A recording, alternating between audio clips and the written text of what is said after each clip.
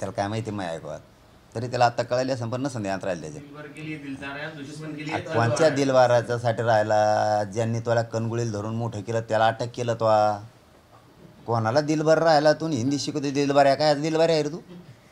सगळा गडबड करायचे ना तू इथून तू दोन गोंधळे हां माळा आणि ते लटकायला पाहिजे तो गळ्यात आणि ते द्यायला पाहिजे बुका लावून तुला असं घास सोडून ती असं खांद्यावर तो आहे सगळा गरबाड्याचं आणि सगळ्या दुनियाचं जे तुला मोठं केलं त्याला त्यांना घातलं त्यांना देशात हिंदू हृदय सम्राट पदवी दिलेली मला राजकारणात नाही की देणं घेणं पण मोठं करणाराचा उपकार ठेवला नाही तो आणि ज्याने तुझ्यासाठी हे 16% आरक्षण दिलं हे कुटाने केले आमचं वाटोळं केलं त्यांचा अपक्ष मोडून तो आता इकडं आला त्याला इकडं येऊन त्या भाजपच्याच मागं लागला देवेंद्र फडणवीसच सांगायला लागला आमकंच बदलणारे 400 पारच झालं म्हणायला लागला घरात झोपून फोनच काय लावले भाजपाचे शीटच काय पाळले तू कोणचा धडाचा आहे दिलबारे हे काय दिलबारे आहे रे तू गोंधळ्या सगळ्या दुनियाचा इथं लावली सगळी काडी इथं सगळं ओबीसीचं आमचं चांगलं होतं इथं टॅम्बादीला टाकून गेला निघून तू काय माणूस आहे का अरे काय बोलावं तुला अरे एवढ्या मोठ्या गुन्ह्या गोविंदाने नांदणाऱ्या जाती एकमेकाच्या विरोधात घालायला लागला पळलेले 4-5 जण घेऊन हिंडायला लागला इकडून तिकडून आणि ते दाखवायला लागला सरकारला आणि देवेंद्र फडणवीस साहेबाला बोलताना देवेंद्र फडणवीस साहेब त्याला अंगारा लावता येतो जणून ते डोळ्यात डोळे बघितल्यावर त्याला काय कोण करता येतं जणून ते काय म्हणते ते चटकी का चुटकी काहीतरी असते ती तसा आहे जणून ते करणी ते लागन तुम्हाला बुक्का त्याचा ना काय को ते 4-2 संघ घेऊन हिंडत तुम्हाला वाटत निघते सीटं सगळे पाडीन रापा पुरी ते आलं एक दिलबारे आहे ते काय म्हणला ना आता दिलबारे को दिलबारे काय तर दिलबारे रे तू गोंधळे सगळं टंपळ वाजून टाकलं इथं धनगर बांधव इतके इमानदार लोक आहेत म्हणजे मी स्तुती करत नाही मी बोलायचं म्हणून बोलत नसतो हे शब्द मी आज वापरतोय आज तुम्ही टीका करता ह्या शब्दावर धनगर बांधवांचे नेते पण मी तुमच्यावर याकावर टीका केलेली नाही हेच तुम्ही धनगर बांधवांचे नेते काही दिवसांनी म्हणता जरांगे पाटील म्हणत होते तेच खरं होतं म्हणणार आहे तुम्हाला माझ्या शब्दाची आठवण येणार आहे हां मी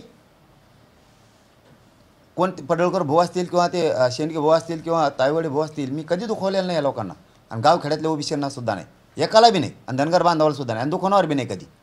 कारण हे लोक फक्त त्याला मराठ्यांच्या विरोधात घालायचे काय मिळणार आहे तुम्हाला मराठ्या संघ खोटे भांडणं करू काय मिळणार तुम्ही NTV मध्ये शहाणा नाही राहो हे याच्या स्वार्थापुढे तुम्हाला सगळ्याला एक करीन किशी मागीन 2-3 आता 1-2 4-2 जणांना सांगा आमदार करीन काय करीन अरे यांनी पहिल्याच ओबीसीच्या नेत्याचं चांगलं केलं नाही तर आता नवीनाचं कवा चांगलं करायची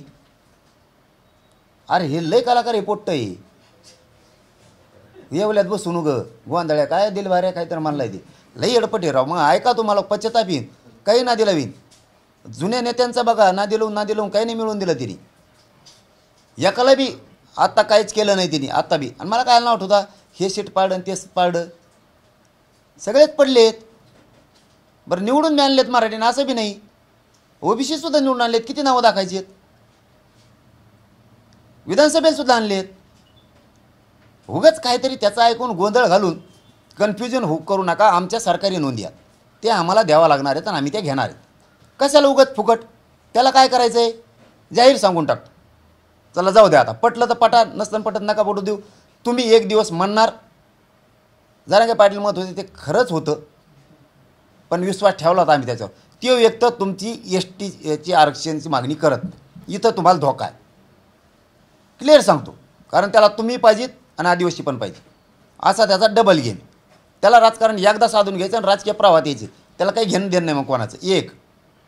दुसरी बाजू गोरगरीब मराठी गोरगरीब धनगराच्या बांधावर भांडणं घालवून हे फुकट केसेस करीत तिकडे बसून राहतील हे सगळे आणि आपले लोक हेलपटे घालू बेजार होते तिसरी गोष्ट ह्या आंदोलनात कोण आहेत तर धनगर बांधवांना काही धनगर बांधवांना पटत नाही आहे की आपण NTचं आरक्षण मागावं आणि मराठ्यांच्या जर नोंदी असत्या तर मराठ्याला आरक्षण दिलं पाहिजे आपण आडवं नाही पडलं पाहिजे हे धनगर बांधवांना वाटतं कारण धनगर बांधव इमानदारसुद्धा तितकाच म्हणून मी धनगर बांधवाला कडावून विरोध करत नाही हे माझं समजून घ्या तुम्ही म्हणून करत नाही